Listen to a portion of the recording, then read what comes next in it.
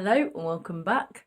So this week I wanted to talk about trying to remain positive when the scales don't reflect what you want them to say. So this past week, I walked 10,000 steps every single day, which was quite an increase for me from the previous few weeks where I'd not really done as much.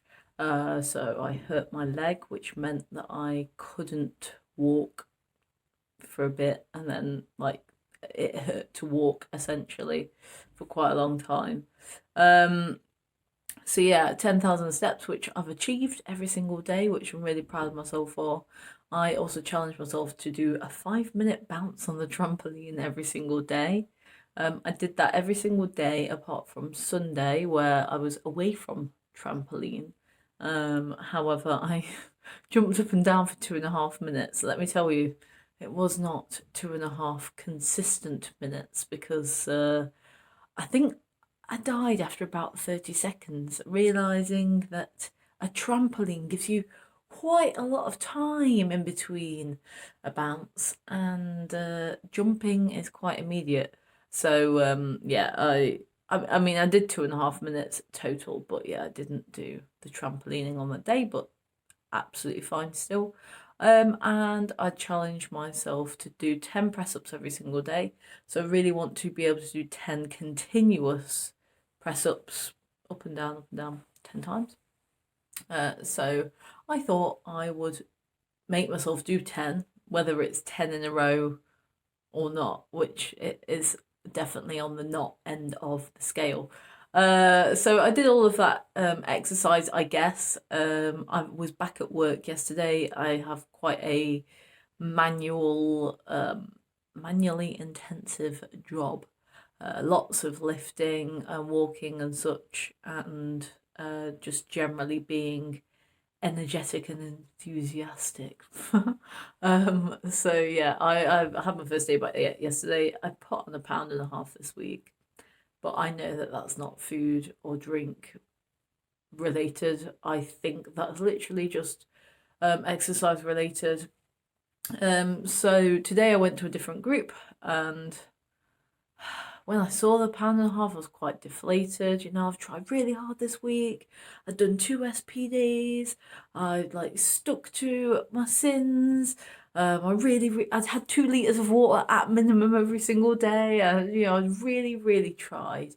I've got an underactive thyroid as well, so I also really made a conscious effort to take my tablets 30 minutes before I eat, because usually I sort of roll out of bed, take the tablets, and go straight to food, which it doesn't give the tablets sort of time to be absorbed in my body before the breakfast. So tried all those things, and obviously it did not work in my favour.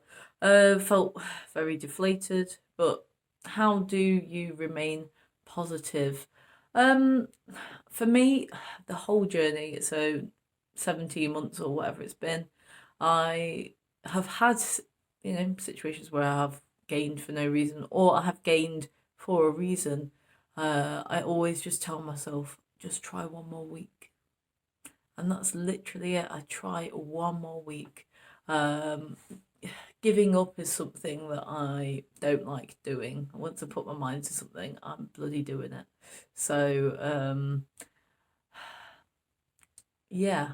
Another thing is chatting to people. So I chatted to my housemate when I got in and was like, not feeling great about my gain, but just talking it through helps. So don't ever feel afraid to talk through a gain, or even if you say lost, maybe if you lost 0.5 pound and you actually had put in so much effort, you thought, oh yeah, it's gonna be a £2 week. Never feel like you can't say anything or talk to anyone about that, because everyone should be able to say what's going on in the head or in the mind or anything like that. So yeah, I'm just trying to think of anything else that helps me remain positive. Planning my food for the week. So the first thing I will do when I get back from group is plan my meals. I'm not like a concrete planner, but I like to have the meals set out, because think this is a very recent problem, maybe a lockdown problem. I just never know what I'm in the mood for or fancy. Like, I know I need to eat, but what? You know, I never used to struggle with that because I'd always be like, I'm in the mood for a McDonald's, I'm in the mood for a KFC, I want cheese chip naan. You name it, I'd be in the mood for a particular type of food. But yeah, recently not been so much into that. Maybe that means that I'm getting over the food addiction side of things. Maybe, who knows?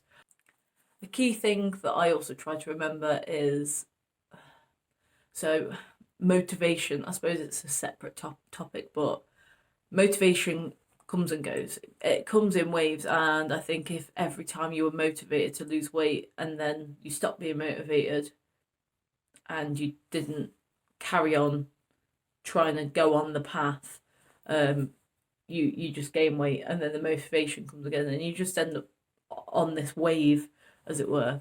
So I don't rely on motivation. However, I do try and keep myself motivated. I watch YouTubers like Obese to Beast, Jordan Shrinks. I've recently started following quite a lot of new people as well.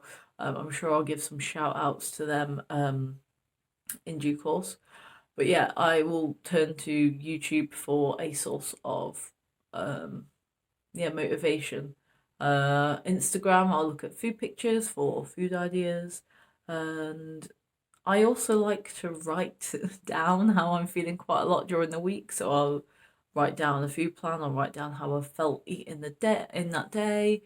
Um, I'm a big advocate of planning as well, so I will always plan, plan for, plan for planning to success.